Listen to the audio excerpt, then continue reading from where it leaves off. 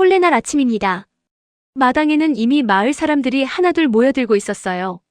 지프로 엮은 자리가 깔리고 처마 끝에는 색색의 천조각이 바람에 나부꼈습니다. 누군가의 가장 기쁜 날이었어요. 그런데 그 기쁜 날 아침, 신랑이 사라졌습니다. 도망간 게 아니에요. 끌려간 겁니다. 홀레복도 입지 못한 채로. 오늘은 그 이야기를 해드리겠습니다. 때는 영조연간. 전라도 고창 인근의 작은 마을이었습니다. 이 마을에 윤씨라는 농사꾼이 살고 있었어요. 마흔을 훌쩍 넘긴 나이에 늦게 얻은 아들이 하나 있었는데 그 아들이 올해 22, 드디어 장가를 가게 된 겁니다. 윤씨는 이날을 위해 몇 년을 준비했어요. 봄에 모내기를 하면 가을 거지가 끝나는 대로 조금씩 모았고 겨우내 새끼를 꼬고 가마니를 짜서 팔았습니다. 그렇게 모은 돈으로 신부 집에 예물을 보냈고 마을 어른들한테 나를 잡아달라고 부탁을 드렸어요. 신부 집도 넉넉한 형편은 아니었습니다. 하지만 두 집안 모두 이날을 손꼽아 기다렸어요. 혼례 전날 밤 윤씨는 아들 방 앞에서 오래도록 서 있었다고 합니다. 아무 말도 안 했어요. 그냥 서 있다가 들어갔습니다. 말을 안 해도 아는 거죠. 그 오랜 기다림이 무엇인지. 그런데 혼례날 이른 아침이었습니다. 해가 채 뜨기도 전에 대문 밖에서 쿵쿵 두드리는 소리가 났어요. 윤씨가 문을 열었더니 낯선 사내들이 서 있었습니다. 이웃마을 부자 양반 오진사댁 머슴들이었어요. 윤씨, 우리 주인 어른께서 부르신다. 윤씨는 영문을 몰랐습니다. 오진사. 그 이름을 들으니 가슴이 철렁했어요. 몇 해 전 흉년이 들었을 때 윤씨는 오진사한테 돈을 조금 빌린 적이 있었거든요. 씨앗을 살 돈이 없었으니까요. 그때는 그게 목숨줄이었습니다. 근데 그게 화근이었어요. 지금 당장 빚을 갚아라. 오늘 못 갚으면 아들을 데려가겠다. 이자가 불어 있었습니다. 원금의 몇 배나 되는 돈이었어요. 어떻게 봐도 불법이었지만 이 양반 상대로 그걸 따질 수 있는 농사꾼은 없었습니다. 머슴들이 마당으로 들어섰어요. 소란을 듣고 방에서 나온 아들, 신랑 윤성이었습니다. 아직 혼례복도 입지 않았어요. 수수한 흰 두루마기 바람이었습니다. 상황을 파악한 윤성이 앞으로 나섰어요. 제가 가겠습니다. 아버지를 대신해서요. 윤씨가 아들 팔을 잡았습니다. 안 된다. 오늘이 내 혼례날인데. 윤성이 아버지 손을 천천히 떼어냈어요. 아버지, 괜찮습니다. 그 말이 얼마나 무거웠을까요? 괜찮지 않다는 걸 서로 알면서 그래도 괜찮다고 말해야 하는 순간 윤성은 끌려갔습니다. 마당에 모이기 시작하던 마을 사람들이 그 모습을 지켜봤어요. 아무도 말리지 못했습니다. 오진사의 힘이 얼마나 센지 다들 알고 있었으니까요. 신부집에서는 가마가 대기 중이었습니다. 혼례 시간이 다 됐는데 신랑이 오지 않는 거예요. 신부 어머니가 사람을 보냈습니다. 윤씨 집에 무슨 일이 있냐고요. 사정을 전해들은 신부 아버지는 한동안 말이 없었어요. 딸은 혼례복을 입은 채로 방 안에 앉아 있었습니다. 아무 소리도 내지 않고 마을로 다시 건너오니 윤씨는 마당에 주저앉아 있었습니다. 손으로 얼굴을 감쌌어요. 울었습니다. 어른이 되고 처음으로, 아마 평생 처음으로. 마을 사람들이 둘러서서 지켜봤지만 어떻게 위로해야 할지 아무도 몰랐습니다. 몇 년을 준비한 날이 몇 시간도 안 돼서 이렇게 됐으니까요. 그때였습니다.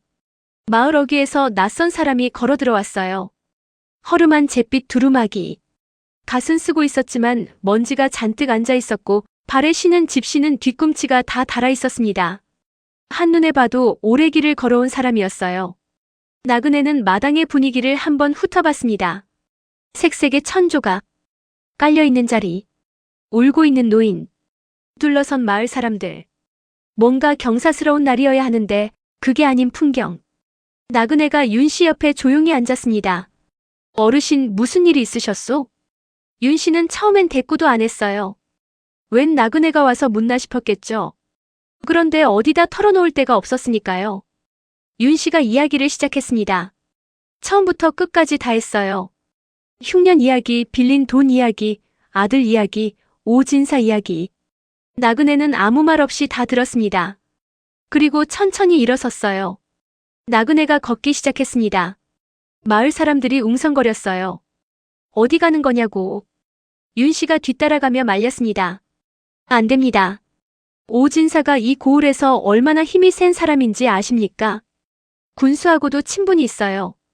소장을 내봤자 묵살이고 괜히 가봤다가 봉변만 당합니다.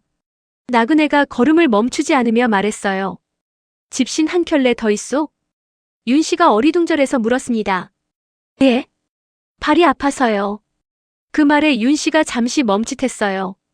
그리고 얼른 집에 들어가 집신 한 켤레를 가져왔습니다. 나그네는 낡은 집신을 벗고 새 집신으로 갈아 신었어요. 그리고 다시 걸었습니다. 오진사 집 방향으로. 오진사 댁은 마을에서 가장 큰 기와집이었어요. 높은 담장에 두꺼운 대문. 문 앞에는 머슴 2명이 서 있었습니다. 나그네가 대문 앞에 섰어요.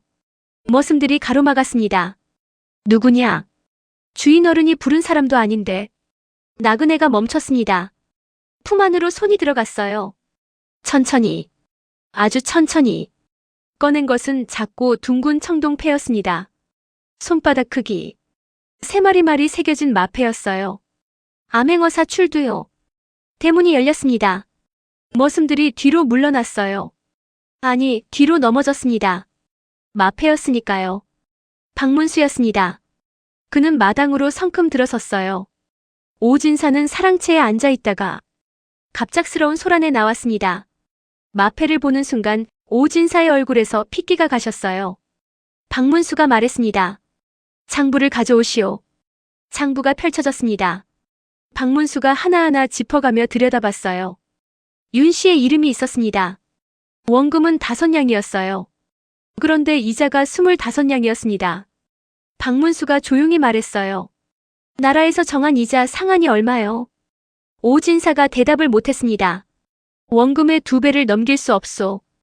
이건 불법이요. 거기서 끝이 아니었어요. 박문수가 주변을 둘러보니 마당 한쪽에 3사람이 더 묶여 있었습니다. 모두 빚을 못 갚았다는 이유로 끌려온 마을 사람들이었어요. 오진사가 이 짓을 한두 번 한 게 아니었던 겁니다. 박문수의 눈이 차갑게 가라앉았습니다. 오진사는 그 자리에서 무릎을 꿇었습니다.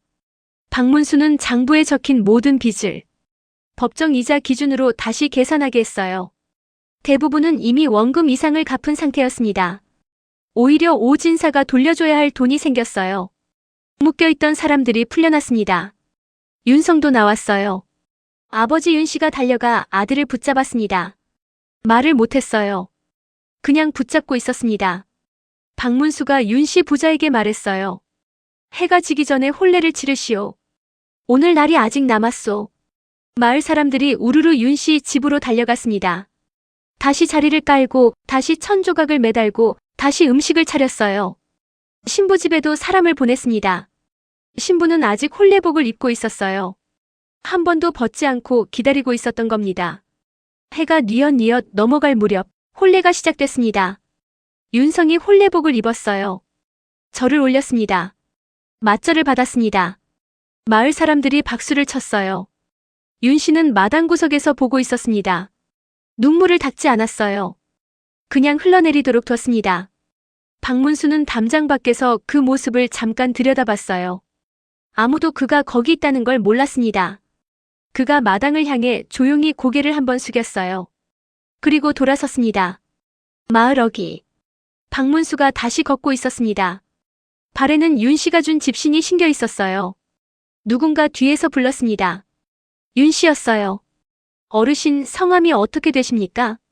박문수가 걸음을 멈추지 않고 말했어요. 그냥 지나가던 사람이요. 그게 전부였습니다. 지나가던 사람. 하지만 그 지나가던 사람 때문에 한 집안의 가장 기쁜 날이 지켜졌습니다. 박문수가 걷습니다. 닳고 또 다른 집신으로. 힘없는 사람의 기쁜 날도 슬픈 날도 그의 발길은 멈추지 않았습니다. 구독과 좋아요 부탁합니다.